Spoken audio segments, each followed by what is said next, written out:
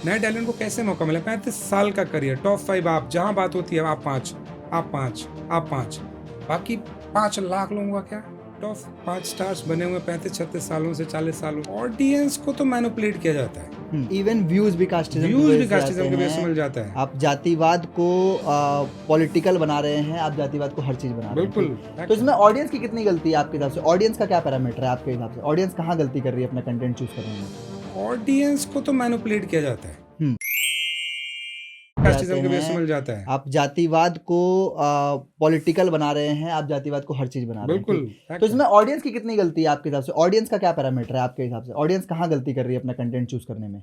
Audience को तो manipulate किया जाता है, बहुत बढ़िया बात। ऑडियंस को ना मैनिपुलेट किया जाता है। ऑडियंस बहुत भोली है। कोई आज तक के पॉडकास्ट में मैं बताना चाहूंगा कि किसी ने ये बात नहीं बोली कि ऑडियंस को मैनिपुलेट किया जाता है। ये सही बात है। आप होते कुछ और हो, दिखाते कुछ और हो, और जो देख करके जो परसेप्शन बना लेती है, एक धारणा बना लेती है ऑडियंस की ये सही है या ये गलत है, वो उस दिखावे के ऊपर वो अपना ओपिनियन बना लेती है और वो फिर उसी दिशा में चल पड़ती है। और एक टाइम तो ये तो कहा ही जाता है ना कि भेड़ चाल हो ही जाती है। सही बात अगर there is nothing right or wrong, it's all about major opinion. एक काम को 99 लोगों ने कह दिया कि ये सही है तो उसको सही मान लिया जाता है। वो एक आदमी जो बचा हुआ है वो कितना भी तर्क दे रहा हो, वो कितना भी लॉजिक दे रहा हो, लेकिन बिकॉज वो एक है इसलिए वो गलत है। 99 ने जो बात कह दी वो सही कह हो जाती है। तो ये भेड़ चाल है। आज मोदी जी बहुत काबिल हैं, बिल्कुल प्रधानमंत्री हैं देश के, 15-20 सालों से लगातार प्रधानमंत्री हैं। इस 15 साल में क्या 150 करोड़ के देश की जनसंख्या में कोई उतना काबिल इंसान दूसरा नहीं होगा जिस या किसी के अंदर उतनी चाहत नहीं होगी देश को आगे बढ़ाने के लिए? मैं उनकी कैपेबिलिटीज को चैलेंज नहीं कर रहा हूँ, मैं एक उदाहरण दे रहा हूँ कि लेकिन इन 15 सालों में ना जाने कितने लोगों की महत्वाकांक्षा मर गई होगी, उनका समय चला जाएगा, उनका वो बनने लायक तो थे बट वो 65 के रहे होंगे, आज 15 साल बाद वो खुद 80 के हो गए होंगे। उनको तो मौका ही नहीं मिला क्योंकि कुर्सी तो एक ही थी, प्रधानमंत्री की कुर्सी तो एक ही होती है, मिलनी एक होती है, एक अच्छा आदमी उससे बैठा हुआ है, लेकिन बाकी अच्छों का क्या? उनका कसूर क्या था? ऐसा तो नहीं वो अच्छे नहीं थे, काबिल नहीं थे। सिमिलरली यहाँ पे टॉप 5 स्टार्स बने हुए 35-36 सालों से 40 सालों से, इतने सालों से रिटायर ही नहीं होते लोग।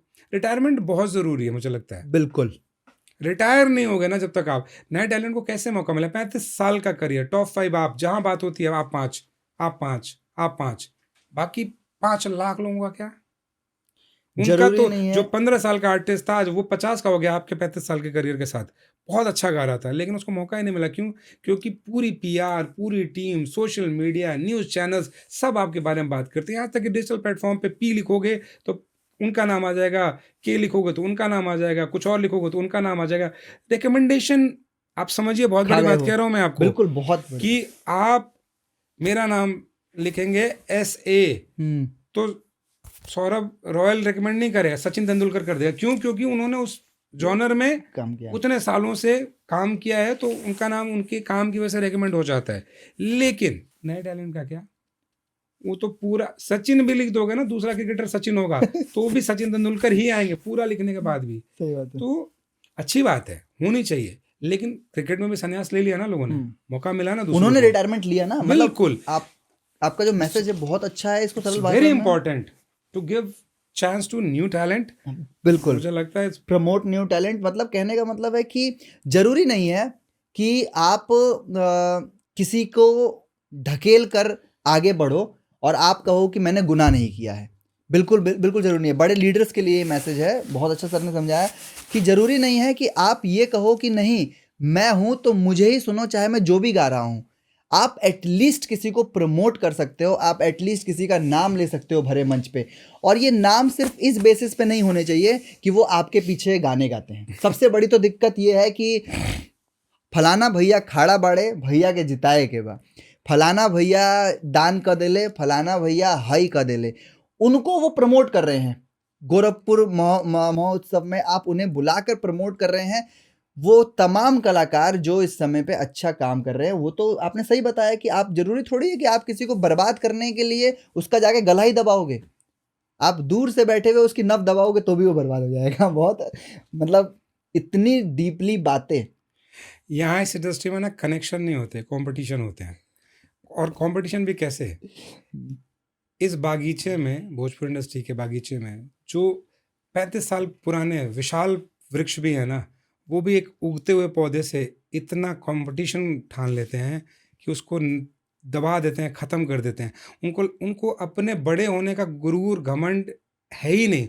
उनको डर इतना ज़्यादा है, इतना कंपटीशन है। एक छोटे-छोटे आर्टिस्ट, वरना एक छोटे आर्टिस्ट का मजाल है कि कोई गाना उठा के एक बड़ा सुपरस्टार गा दे, शर्म से डूब मरेगा वो इंसान। मेरे इंसान तो मर जाएगा ऐसा करते हुए। मैं ज़मीर नहीं बेच सकता पैसों के लिए। मेरे अंदर वो ये काबिलियत मेरे अंदर नहीं है। मैं अपने आप को नाकाम ही मानता हूँ और मैं ठीक हूँ अपनी जगह पे, लेकिन किसी और के हिस्से का खा के पेट भरने की आदत नहीं है मेरे को। और मैं धिक्कारता हूँ ऐसे लोगों को जो इतने बड़े, इतना विकसित हो चुके हैं, इतने विशाल हो चुके हैं। लोगों को छाया देनी चाहिए। वो एक उगते हुए पौधे से कंपटीशन कर लेते हैं। बहुत ये इंडस्ट्री, ये आगे बढ़ेगी इंडस्ट्री। मुझे डर नहीं है किसी से कि मेरे इस पॉडकास्ट के बाद कोई मेरे को क्या बोलेगा। जो समझदार इंसान है उस बात से एग्री करेगा, बिल्कुल। चाहे वो किसी कास्ट से आता हो, किसी जाति से आता हो, महिला हो, पुरुष हो। अगर वो भोजपुरिया का सच्चा फैन है तो इस बात को समझेगा और मूल्यांकन करके अपना फीडबैक भी देगा आपको।